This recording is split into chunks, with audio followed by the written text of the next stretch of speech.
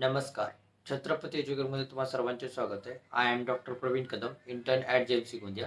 या व्हिडिओमध्ये आपण महाराष्ट्रातील बी-एस-सी नर्सिंगचा गव्हर्नमेंट कॉलेजचा काय कट ऑफ होता गेल्या वर्षी त्याबद्दल थोडक्यात माहिती घेणार आहोत.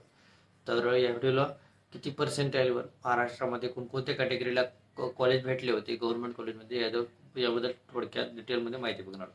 एकंदरीत जर बघायला गेलं तर महाराष्ट्रामध्ये टोटल 12 गव्हर्नमेंट बी-एस-सी नर्सिंगचे कॉलेज आहे. तर प्रत्येक कॉलेजमध्ये जवळपास 100 सीट्स आहेत.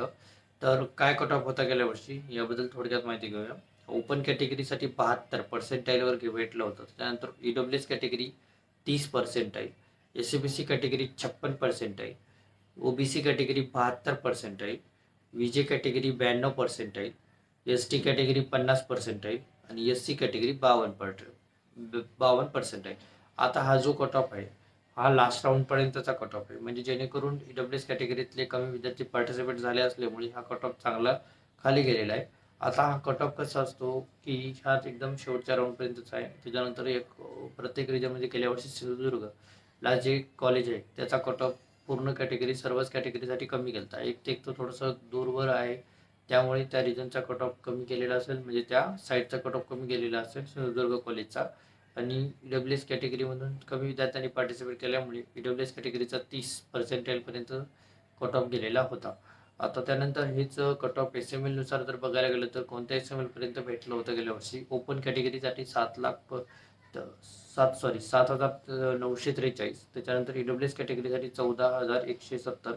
त्यानंतर एस-सी-बी-सी कॅटेगरीसाठी 11,780. ओबीसी कॅटेगरीसाठी 8,032.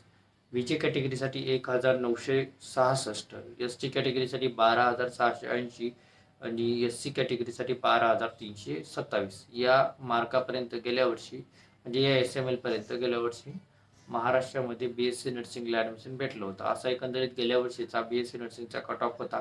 यावर्षी काय कट ऑफ राहू शकतो हे पूर्णपणे डिपेंड करणार आहे की किती विद्यार्थी बी-एस-सी नर्सिंगच्या काउन्सिलिंग प्रोसेसमध्ये पार्टिसिपेट करतील, किती विद्यार्थ्यांनी बी-एस-सी नर्सिंगचा म्हणजे एम-एस-सी नर्सिंग एम-एस-सी नर्सिंगचा पेपर दिलेला आहे यावर पूर्णपणे डिपेंड करणार आहे.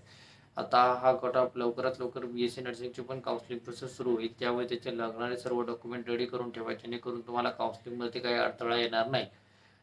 एकंदरीत जर बघायला लागलं तर लवकरच एम-सी-सीची काउन्सिलिंग म्हणजे नीट यूजीची काउन्सिलिंग सुरू होईल. त्यासोबतच आपली बी-एस-सी नर्सिंगची काउन्सिलिंग सुरू होत असते.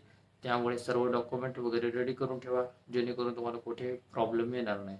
आणि नेक्स्ट अशाच काउन्सिलिंग रिलेटेड नवीन नवीन व्हिडिओ पाहण्यासाठी आमच्या चॅनलला सबस्क्राईब व फॉलो करा. तर भेटूया नेक्स्ट व्हिडिओमध्ये अशीच काहीतरी नवीन माहिती घेऊन. तोपर्यंत बाय.